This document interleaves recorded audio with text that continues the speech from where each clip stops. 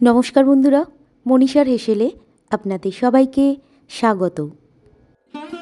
আজ নিয়ে চলে এসেছি ক্ষীরের পাটিসাপটার রেসিপি নিয়ে। এর আগেও ক্ষীরের পাটিসাপটার রেসিপি শেয়ার করা আছে, আপনাদের ইচ্ছে হলে সেই রেসিপিটিও আপনারা দেখে নিতে পারেন বন্ধুরা। রেসিপিটি বানানোর জন্য এখানে একটি পাত্রের মধ্যে দিয়ে দিয়েছি 1 বড় কাপ পরিমাণ ময়দা,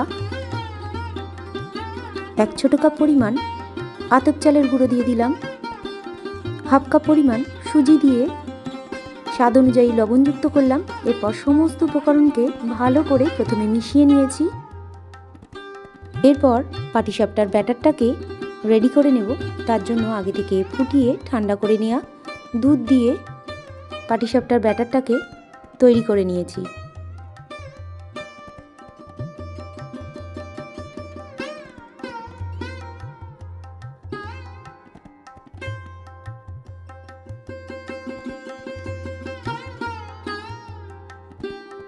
সর্বশেষে দিয়ে দিলাম 2 বড় চামচ পরিমাণ চিনি। আমি এখানে চিনির ব্যবহার করেছি, আপনারা ইচ্ছে করলে গুড়েরও ব্যবহার করতে পারেন।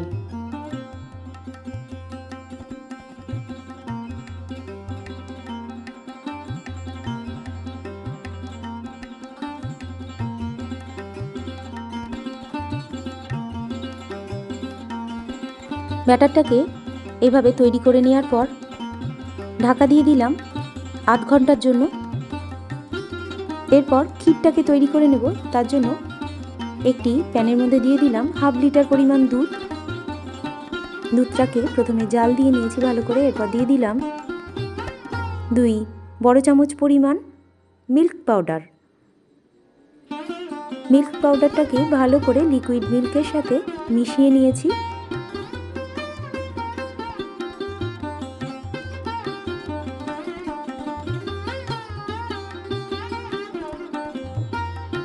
খুব কম সময়ের মধ্যে এইভাবে ক্ষীর বানিয়ে নিতে পারেন।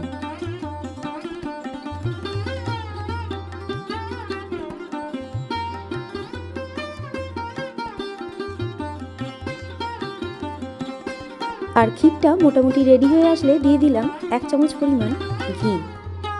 ঘিয়ের সাথে ভালো করে ক্ষীরটাকে মিশিয়ে নেব।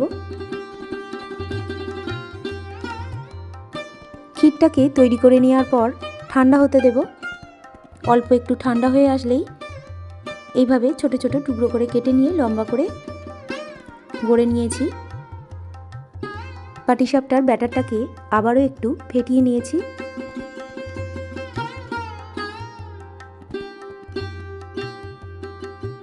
প্যানের মধ্যে 1 চামচ পরিমাণ ঘি একটু ব্রাশ করে নিলাম। এরপর পাটিসাপটার ব্যাটারটাকে প্যানের মধ্যে দিয়ে দিলাম।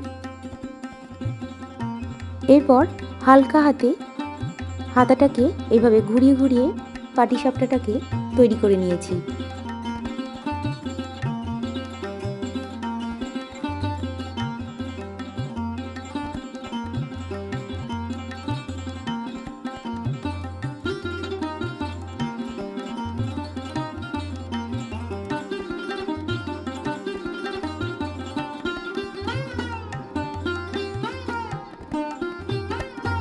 এরপর ক্ষীরের পুর ভরে সমস্ত পাটিসাপটাগুলোকে একে একে তৈরি করে নিয়েছি।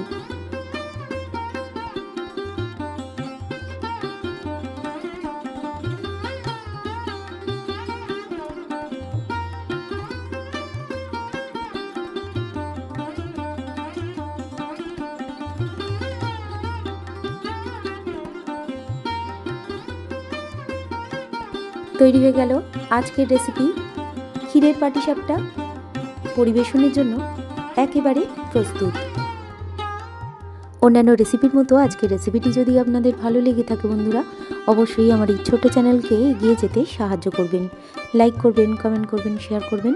আর চ্যানেলে নতুন কোনো বন্ধু থাকলে চ্যানেলটিকে সাবস্ক্রাইব করে পাশে থাকবেন। এই ধরনের রেসিপি সবার প্রথম দেখার জন্য পাশে থাকা বেল আইকনটিতে প্রেস করে রাখবেন। আর ফেসবুক থেকে কেউ দেখে থাকলে পেজটিকে ফলো এবং লাইক করে রাখবেন। রেসিপিটি শেষ পর্যন্ত দেখার জন্য আপনাদের সবাইকে ধন্যবাদ।